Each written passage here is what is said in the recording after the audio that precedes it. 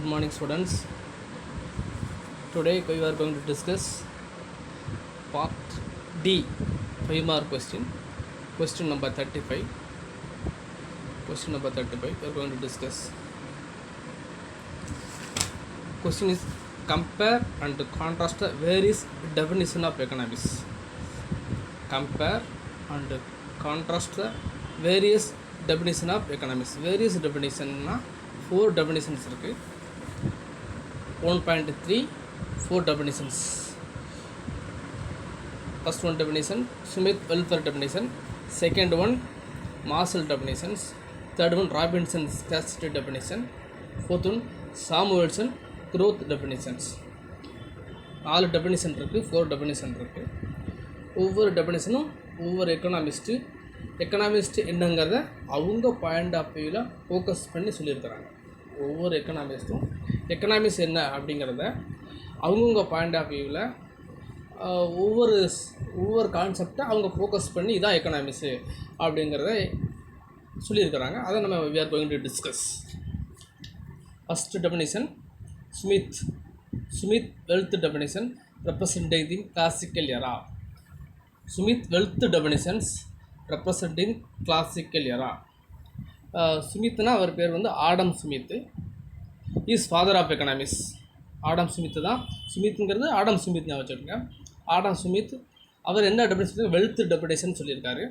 Representing இந்த classical எரா. கிளாசிக்கல்னா பழமையான ரொம்ப தொன்மையான காலம்னு அர்த்தம். இப்போ வெல்த்னா என்னது? செல்வம்னு அர்த்தம். வெல்த்னா என்னதுமா? செல்வம், பணம். இதுதான் வெல்த். செல்வம், பணம், இதுதான் வெல்த்.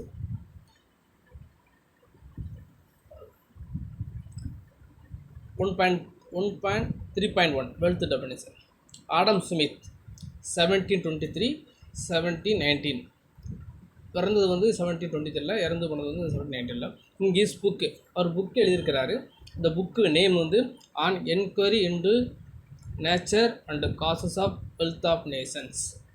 எப்போ எழுதியிருக்காரு? 1776. எழுதின புக்கு டைட்டில்ஸ் பேர் on enquiry and nature and causes of wealth of nations அப்படின்னு ஒரு புக்கில் இருக்கார். அந்த புக்கு பேர் வந்து நாடுகளின் செல்வத்தின் இயல்புகளும் காரணங்களை பற்றி ஒரு ஆய்வு. On enquiry and nature and causes of wealth of nations. நாடுகளின் செல்வமும் அதை இயல்பு எப்படி, காரணங்களை பற்றி ஒரு ஆய்வு மாதிரி கட்டுரை எழுதியிருக்காரு, ஒரு புக் எழுதியிருக்காரு. அந்த புக் எழுதின இயர் வந்து 1776. And definition economics as a science of wealth. Economics என்ன சொல்கிறாரு? Economics as the science of வெல்த்னு சொல்லியிருக்காரு. சயின்ஸ் ஆஃப் வெல்த்னு சொல்லியிருக்காரு. He explained how a nation wealth is created and increased. He explained how his nation's wealth is created and increased.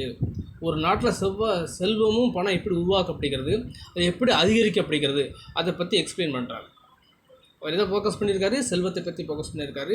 Our point of view வந்து wealth. எக்கனாமிக்ஸ்னாலே wealth அப்படிங்கிறாரு, எக்கனாமிக்ஸ்னால் பணம் அப்படிங்கிறாரு. யார் சொல்கிறா? Adam Smith. அவர் தான் யார்? Father of economics. புரிஞ்சிருக்குன்னு நினைக்கிறேன். எழுதின புக்கு பேர் on enquiry into nature of causes on enquiry into nature and causes of wealth of nation. எப்போ எழுதினார்? 1776. அவர் எக்கனாமிக்ஸ் எப்படி டிபெண்ட் பண்ணியிருக்காரு? எக்கனாமிக்ஸ் அது சயின்ஸ் ஆஃப் வெல்த்னு சொல்லியிருக்காரு. எக்கனாமிக்ஸ் டிபெண்ட் பண்ணியிருக்காரு. என்ன சொல்லியிருக்காரு? எக்கனாமிக்ஸ் அது சயின்ஸ் ஆஃப் வெல்த் சொல்லியிருக்காரு. அவர் எது எக்ஸ்பிளைன் பண்ணுறாரு? Explain how a nation wealth is created and increased. ஒரு நாடு எப்படி செல்வத்தை உருவாக்குது, அது எப்படி அதிகரிக்கப்படுது என்பதை பற்றி அதை எக்ஸ்பிளைன் பண்ணுறாரு. Okay. He considers that the individual in the society want to promote his own gain and in this process. He considers that the individual society wants to promote his own gain and in this process. என்ன அர்த்தம்? அவரை பொறுத்து என்ன சொல்கிறாரு? ஒவ்வொரு individual வந்து எதுக்காக? அவங்க லாபத்துக்காக முன்னேற்றத்துக்காக விரும்புவதாக அவர் சொல்கிறார். ஈச் இண்டிவிஜுவல் ஆஃப் சொசைட்டி ஒவ்வொருத்தரும் wants to promote is own gain. அவங்க சொந்த லாபத்துக்காக தான் ஒர்க் பண்ணுறாங்க அப்படிங்கிறத சொல்லியிருக்காரு. அதை தான் ஃபோக்கஸ் பண்ணுறாரு. He consider that individual in the society wants to promote his own gain. சுயலாபம், ஓன் கெயினாக சொந்த சுயலாபத்துக்கு முன்னேற விரும்புவதாக அவர் சொல்கிறார். Is guided led by invisible hand. அந்த அவங்க இது எப்படி அந்த கெயின்ஸ் தான் வந்து அவங்களுக்கு ஒரு பின்னாடி ஒரு உந்து இன்விசிபிள் ஹேண்டாக ஒரு உந்து சக்தியாக இருக்குது. அவங்க முன்னேறணும், அவங்க உழைக்கணும் அப்படிங்கிறத அவங்களுக்கு ஒரு ஒரு சக்தி, இது power invisible hand.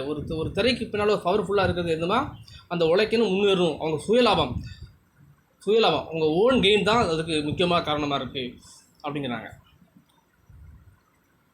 He states that every man is motivated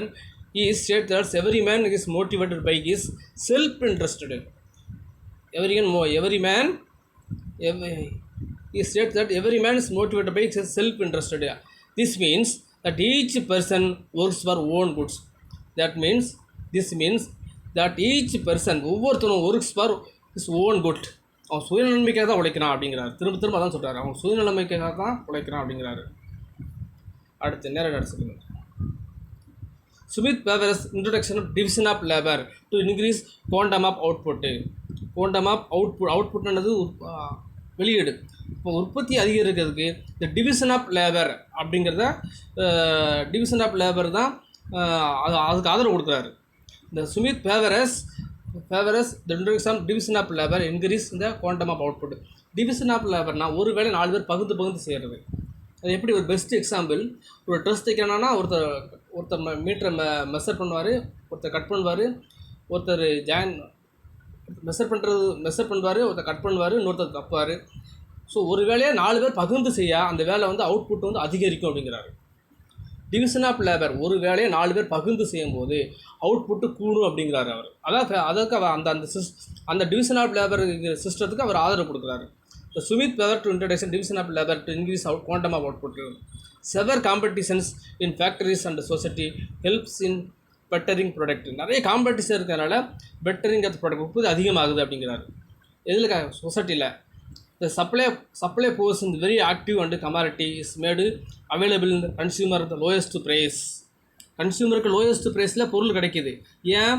ரொம்ப காம்படிஷன் இருக்கிறதுனால நிறைய பொருள் சப்ளை அதிகமாக கிடைக்கி.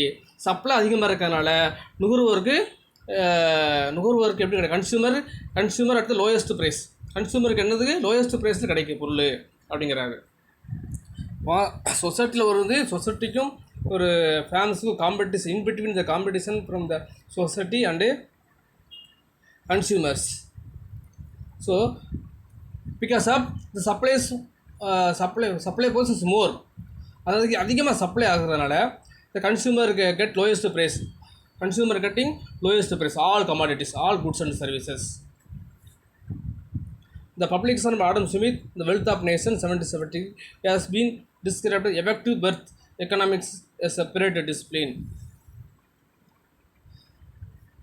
இப்போ இவர் வெளியிட்ட பார்க்க எக்கனாமிக்ஸுக்கு ஒரு தனி புக்காக வந்துச்சு, எக்கனாமிக்ஸும் தனி செப்பரேட் சப்ஜெக்டாக வந்தது. இதெல்லாம் ஒன்றும் கேட்பாங்க, இந்த புக் பேக் கொஸ்டினில் இருக்காது. இன்ஸ்டெட் கொஸ்டின் கேட்கும்போது இதெல்லாம் நோட் பண்ணி விடணும். ஆடம் ஸ்மித்தினுடைய என்ன புக்கு பேர்? Wealth of nations. எப்போ எழுதினாரு? 1776. ஒரு எக்கனாமிக்ஸ் தனி இயலை உருவாக்க காரணமே இவர் எழுதின புக்கு தான். எப்போ எழுதின வெல்த் ஆஃப் நேஷன் தான் ஒரு எக்கனாமிக்ஸ்னு ஒரு தனியாக வர காரணம் உருவான ரீசன் வந்து இவர் எழுதின புக்கு தான் ஃபஸ்ட்டு ரீசன். அடுத்து கிரிட்டிசிசம்.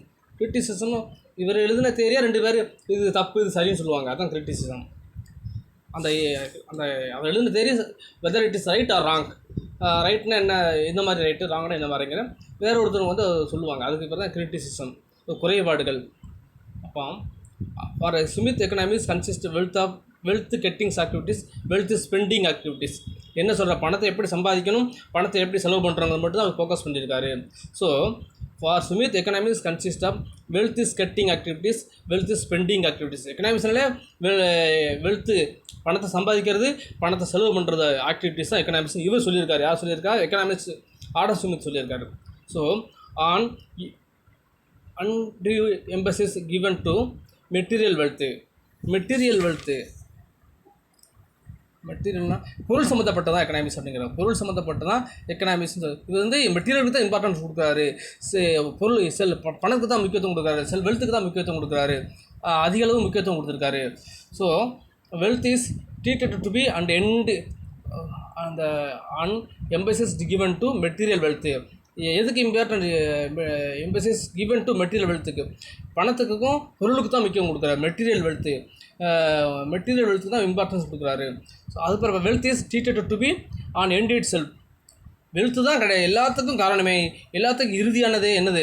வெல்த்து தான், பணம் தான், பொருள் தான் அப்படின்னு சொல்லியிருக்காரு. Wealth is treated to be an end in it self. எல்லாத்துக்கும் காரணமே பணம் தான், எல்லாத்துக்கும் காரணமே அந்த பொருள் தான் அப்படிங்கிறத நம்ம சொல்லியிருக்காரு. This give leads to him ignore human welfare an essential part of the economics. அப்போ பணம் மட்டும்தான் எக்கனாமிக்ஸ் கிடையாது.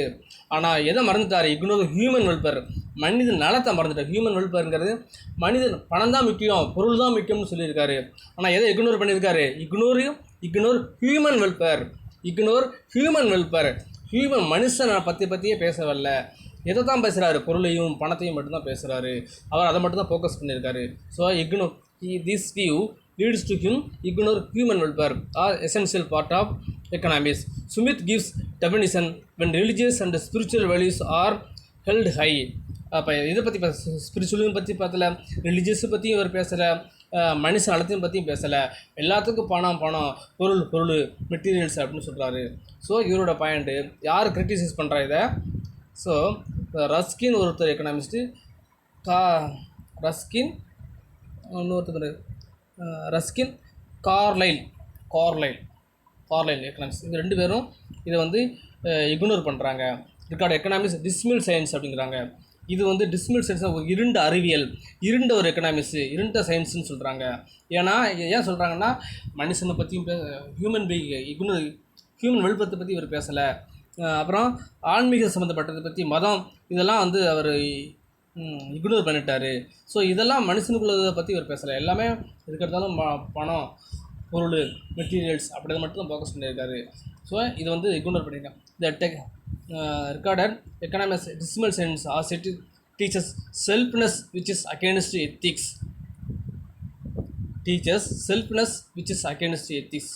எத்திக்ஸ்க்கு வந்துக்கு எத்திக்ஸை பற்றி அவர் சொல்லவே இல்லை. நீதி நெறியை பற்றி இல்லாமல் சுயநலத்தை பற்றி தான் சொல்கிறாரு. நீதி நெறியை பற்றி இவர் சொல்லலை, ஹியூமன் வெல்ஃபேரை பற்றி பேசலை, ரிலிஜியஸை பற்றி பேசலை, ஸ்பிரிச்சுவல் வேல்யூஸ் பற்றி சொல்லலை. இதெல்லாம் எல்லாமே நீதிக்கு புறம்பான கருத்துக்களை மட்டும், சுயநலத்தை மட்டும்தான், எப்படி சம்பாதிக்கணும், எப்படி ஸ்பெண்ட் பண்ணணும், அதை மட்டும் சுயநலத்தை மட்டும்தான் சொல்லியிருக்கிறதுனால இது வந்து டிஸ்மல் சயின்ஸு அப்படின்னு சொன்னது யார்? 2 எக்கனாமிக்ஸ் சொல்லியிருக்காங்க, ரஸ்கின் அண்ட் கார்லே. தேங்க்யூ.